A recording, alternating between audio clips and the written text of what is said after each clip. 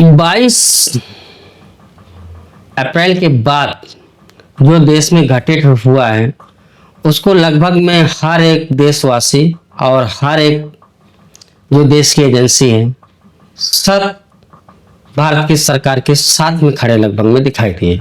कुछ जिहादियों को और वामपंथी जो विचारधारक है उनको छोड़ करके 22 अप्रैल को 26 हिंदुओं की निर्भय मतलब एकदम क्रूर हत्या करने, वो भी उनके पैंट उतार करके चेक करके कि बराबर हिंदू को ही मार रहा हूं, काफिर को ही मार रहा हूं।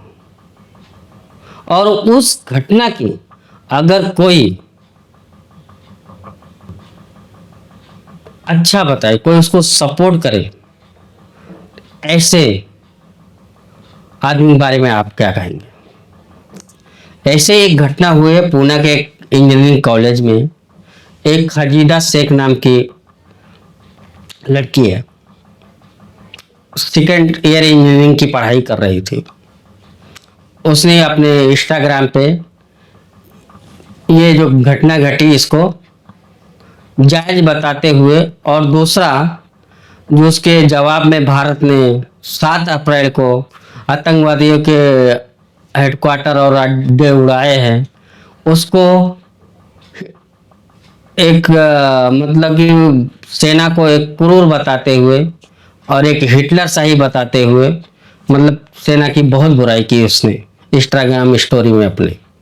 उसके बाद में 9 तारीख को महाराष्ट्र पुलिस ने उसको गिरफ्तार करके जेल में डाल दिया और कॉलेज जो पूना को कॉलेज इंजीनियरिंग कॉलेज था उसने उसको निष्कासित कर दिया। अभी कल बॉम्बे हाई कोर्ट ने उसके ऊपर फैसला दिया है। फैसला ये दिया है कि वो लड़की वापस इंजीनियरिंग कॉलेज में जाए और उसको जेल से छोड़ दिया जाए, और सरकार को फटकार लगाए कि आप एक स्टूडेंट की लाइफ खराब कर रहे हैं। अब ये स्टूडेंट की इतनी सोच नहीं है, 20-22 साल की तो रहेगी वो लड़की, उसको इतना सोच नहीं है कि किसका सपोर्ट करना चाहिए किसका नहीं करना चाहिए। और इंजीनियरिंग पढ़ के आगे क्या करेगी, उसकी विचारधारा तो यही है ना, बनने तो उसको लास्ट में जिहादी नहीं है ना। कोर्ट को ये चीज समझ में नहीं आ रहा है। वार के बीच में मतलब पाकिस्तान और भारत के वार के सिचुएशन था,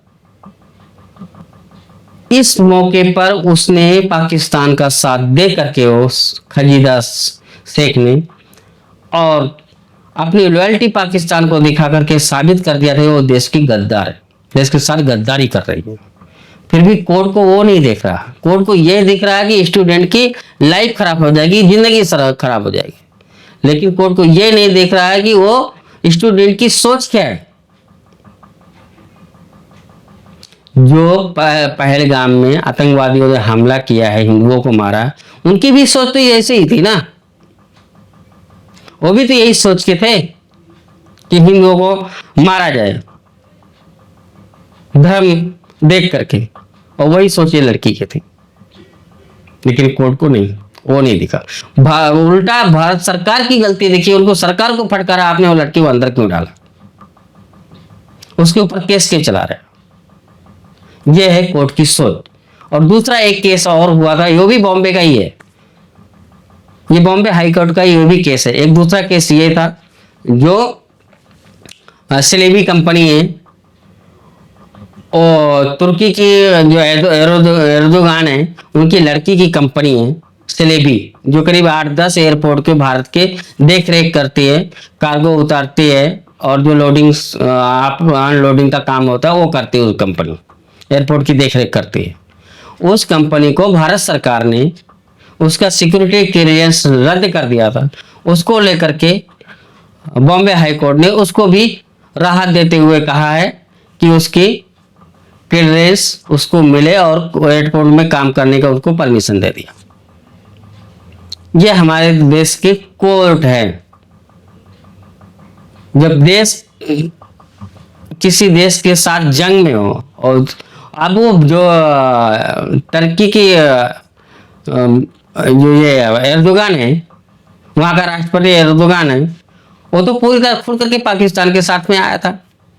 पाकिस्तान को उसने ड्रोन सप्लाई किया था, पैसे भी सप्लाई किया था, यहाँ तक कि अपना नेवी का एक शिप भी भेज दिया था, वो भी कराची के पास, मतलब बॉम्बे के नजदीक में। उसकी लड़की की कंपनी को अगर भारत ने उसके सिक्योरिटी क्लियरेंस रद्द कर दिया और उसको देश छोड़ने के लिए बाध्य कर रहा है, तो इसमें बॉम्बे हाई कोर्ट को इतना चुल क्यों मच गई? हाँ, कोई कागज पत्तर रहेगा आगे पीछे तो ठीक है, उसको बोलते हैं जैसा भारत सरकार ने जैसा बोला है वैसे ही रहने दो स्टूडेंट, जो आज हमारा कागज पत्र है उसको वो करो और निकल तो। क्योंकि जो देश का जो कानून व्यवस्था है वो संभालना सरकार का काम है, कोर्ट का नहीं है। यही काम सुप्रीम कोर्ट कर रही है और हाई कोर्ट का जहां बात चलता है वहां पे हाई कोर्ट कर रही है। उल्टा बोलते हैं कि पब्लिक फिर कोर्ट को ऐसा कोर्ट की आलोचना क्यों करते हैं?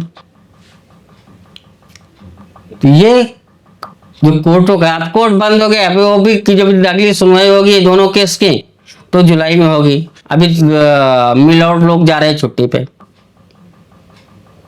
करीब 1.5-2 महीना तो हो गए, 1.5-2 महीने। उसके बाद भी लीपा पोती करके कंपनियों को क्लेम दे करके उनको क्लीन चिट कोर्ट दे देंगे, सरकार जाए भाड़ में। कोर्ट लड़ाई लड़ने के लिए नहीं आती है, जो विदेशों से संबंध किससे कैसा रखना है वो कोर्ट का काम है, अपना कोर्ट का काम नहीं है, वो सरकार का काम है।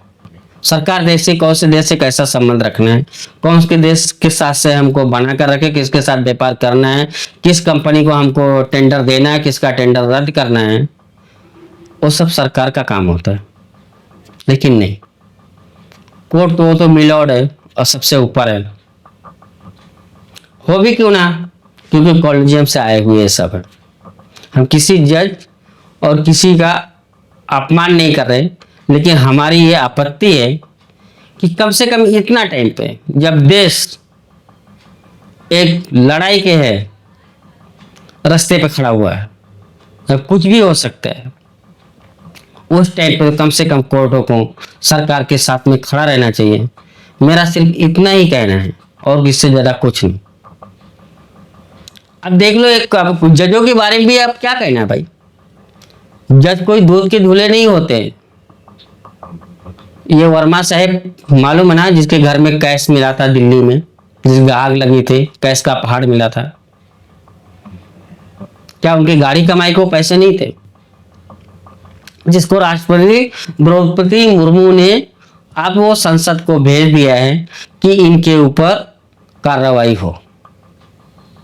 अब देखते संसद ये बारिश में जब चालू होएगा, जुलाई के लास्ट में जब संसद सिर्फ चालू होएगा, तब देखते हैं क्या होता है, वर्मा जी के ऊपर क्या कार्रवाई होती है क्या नहीं होती है।